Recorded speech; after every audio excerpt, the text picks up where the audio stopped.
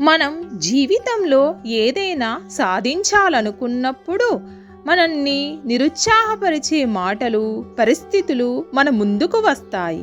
వాటిని పట్టించుకోకుండా మనం అనుకున్నది సాధించడం ఎలానో ఈ కథ ద్వారా తెలుసుకుందాం. కప్ప పట్టుదల. ఒక దట్టమైన అడవిలో 5 కప్పలు ఒకే దగ్గర జీవిస్తుండేటివి. ఒకరోజు ఆ 5 కప్పలు అడవిలో నడుస్తూ ఉన్నాయి. అలా నడుస్తూ ఉండగా అనుకోకుండా వాటికి దారి మధ్యలో ఒక బావి కనిపించింది. ఆ 5 కప్పలలో అకస్మాత్తుగా 3 కప్పలు బావిలో పడిపోయాయి. బావి పైన 2 కప్పలు ఉండిపోయాయి.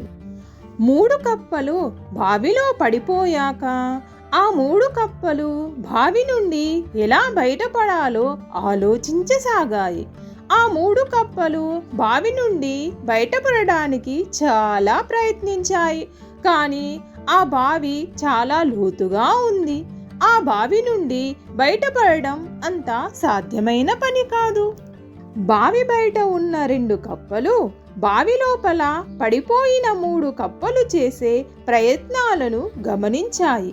బావి బయట ఉన్న 2 కప్పలు బావి లోపల ఉన్న 3 కప్పలతో ఇలా అన్నాయి: ఈ బావి చాలా లోతుగా ఉంది.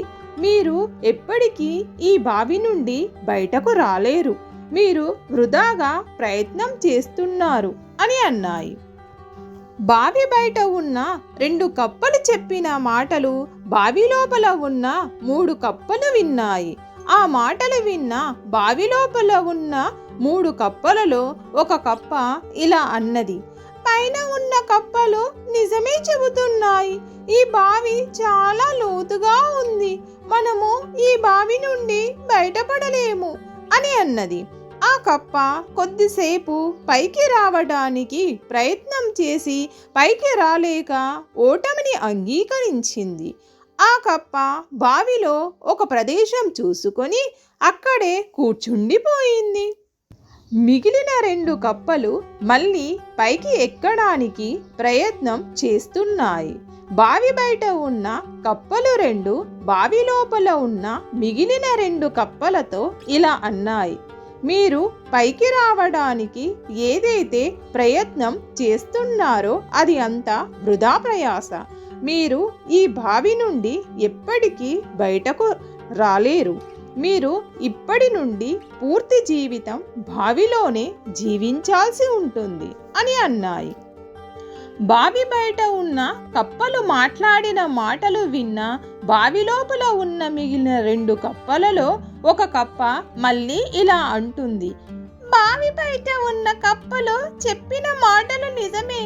మనం ఈ బావి నుండి ఎప్పటికీ బయటపడలేము అని అంది.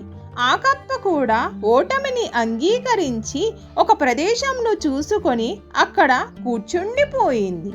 కానీ మిగిలిన ఒక కప్ప తన ఓటమిని అంగీకరించకపోగా ఇంకా ఎక్కడానికి ప్రయత్నిస్తూనే ఉంటుంది.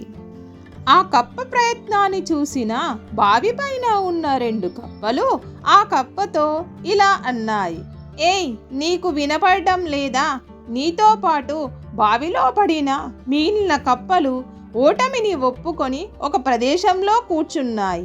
వాటిని చూసిన తర్వాత కూడా నువ్వు ఆలోచిస్తున్నావా ఈ బావి నుండి బయటపడొచ్చని? అలా బావి పైన ఉన్న కప్పలు దానితో అంటూనే ఉన్నాయి.